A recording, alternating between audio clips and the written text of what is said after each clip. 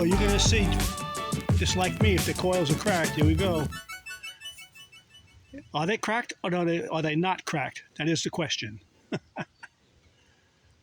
Cracked.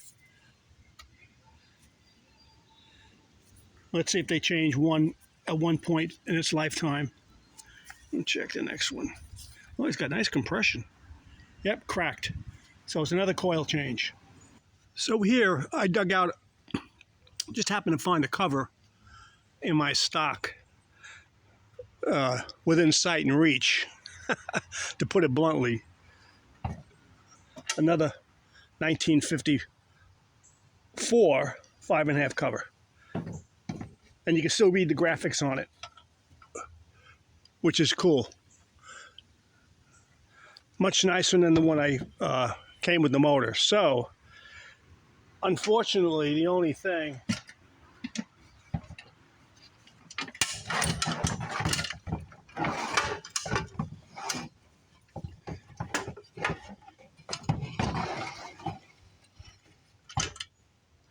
I had to drill out. First, I had to grind these flat because both pins were broke. I already got this pin in on this side. And I just got done drilling the opposite side. And these are the pins I use.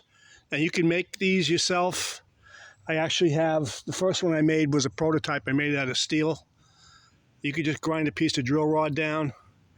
You know, it's about 3/4 of an inch long. And, you know, you can do this on a belt sander if you don't have a lathe. And very easy fix. At least for me, anyway. So anyway, I got this hole drilled out. I got my pin. I drilled it out slightly longer than this length of the pin on the smaller side. And I just press it in. I use a 3/16 drill bit.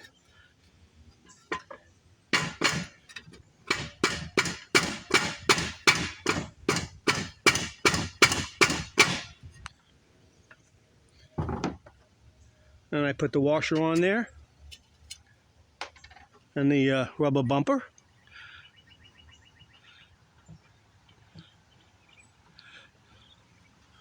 And that's that. So this hood's ready to go on the engine. Maybe 15 minutes to fit the pins. So that step is done. To the next clip.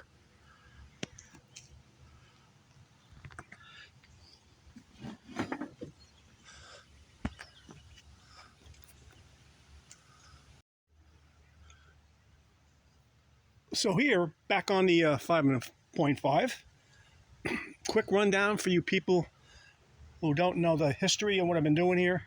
This is part of 2 motors I got from a gentleman recently, about a month ago. 15 horse Gale, 1960, and this 1954 5.5. Coils were cracked. I polished the points. I changed the pull starter.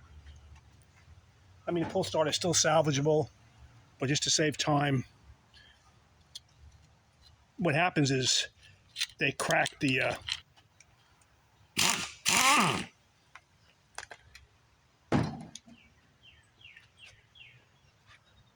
puller time.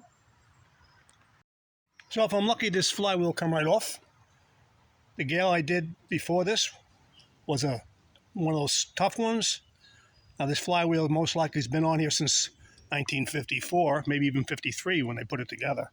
But let's see if it comes off. Make sure my motor's going the right way. Came right off. Nice. That's a good sign this motor was never submerged or anything like that, or probably kept in a basement or even a garage. That's usually how they'll come off. One snap, nice and easy. Again, I keep emphasizing, make sure you get enough of the threads, at least a 1/2 inch or more, without going too hard because you can crack the casting inside. this particular flywheel, you get a lot of, there's leeway inside. And you also want to check the groove with the woodruff key, the broach. It's not fanned out. This one's nice and straight, so once it's properly torqued, there should be no problem shearing woodruff keys. As soon as you shear the woodruff key, if you're out on the water, you lose your timing and spark and you're stuck. But now I'm going to pull the magneto off, and being that it's 95 degrees out and I'm cooking, but thank God the humidity is not too high. So I'm going to go inside in the AC and change the coils inside. And then when I get to that stage, I'll show you. So here I got the magneto all done. I changed the coils. Plug wires look good. I cut the plug wires back like 1/8 of an inch on the end where it goes into the coil. This particular magneto plate, you don't have to use the rubber boots on the end. You can kind of force them on there, as a seal, the wire to the coil itself. But it's kind of hard to line up the screws, so I didn't use them. This is from the donor magneto that I got these 2 coils from. What I did do is I used a little Permatex sealant around the plug wire before I inserted it into the coil. Basically what I do is I pull the coil out, to about here, and I really force the wire in and twisting the coil at the same time to make sure it's a good connection when I set the wire to the coils. And then I screw them down in place. Believe it or not, taking this particular magneto apart, taking this magneto apart, I broke one of the condenser screws. I broke the bolt that holds the cam follower down. Broke like, I was shocked. It just broke like it was a pretzel. So I broke two screws right off the bat. I said, oh man. Not that I'm not used to it, but usually the magnetos, you get all the screws out. And then one of the screws on the bottom here was another fun thing. This one here was stripped out. It was so rusted, I replaced it. It was so rusted that the screwdriver bit would not fit in there. So what I had to do is recut the groove out deeper. And I used some heat after the wires were off. I used some heat and my impact screwdriver, and I got it out.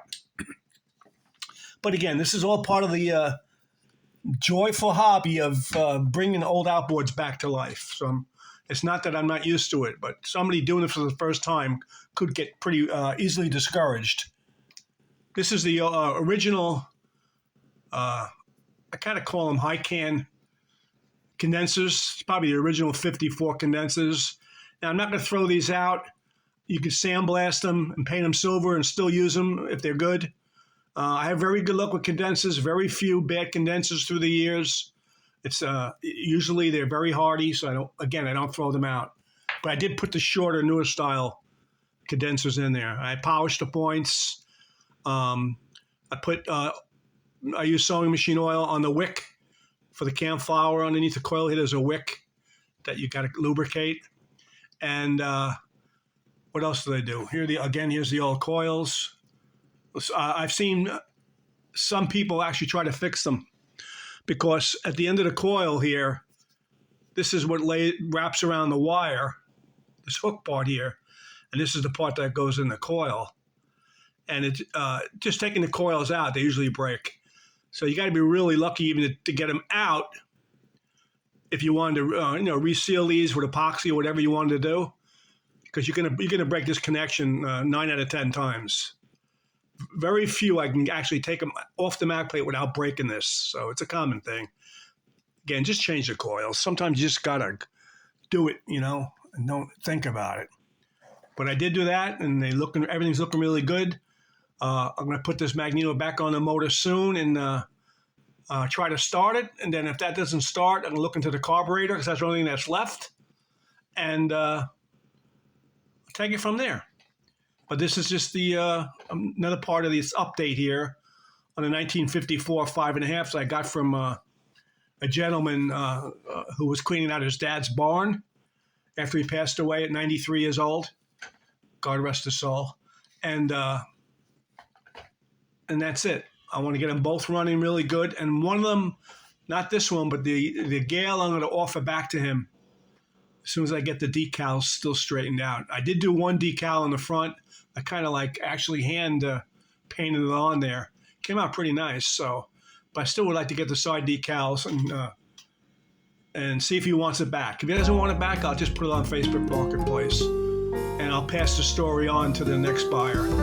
It's a nice motor. It's got low time, runs really good.